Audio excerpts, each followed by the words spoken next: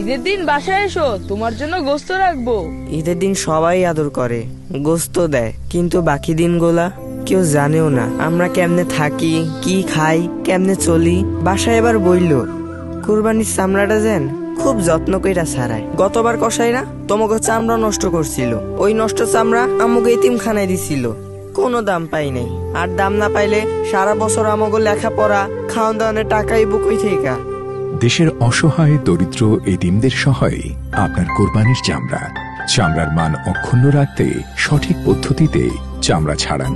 চামড়া আড়াআড়ি কাটার জন্য সুচালু মাথার ছুরি, চামড়া ছাড়ানোর জন্য বাঁকা মাথার ছুরি ব্যবহার করুন।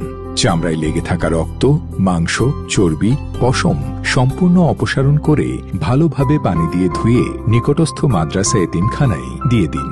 কোরবানির চামড়া মাদ্রাসা এতিমখানায় পৌঁছানো মাত্রই তাতে খুব ভালোভাবে লবণ মাখিয়ে সংরক্ষণের জন্য প্রস্তুত করুন। কোরবানির ৩-৪ ঘন্টার মধ্যেই লবণ মাখিয়ে ফেললে চামড়া দীর্ঘদিন সংরক্ষণ করা যায়, ফলে দামও ভালো পাওয়া যায়। চামড়ার গুণাগুণ রক্ষা করতে এবছর সরকার মাদ্রাসা এতিমখানায় বিনামূল্যে লবণ সরবরাহ করবে। কোরবানির চামড়া এবার হাসি ফোটাবে সবার মুখে, আর চামড়াজাত পণ্য অর্থনীতিকে দিবে নতুন গতি। জাতীয় সম্পদ চামড়া রক্ষা করব আমরা।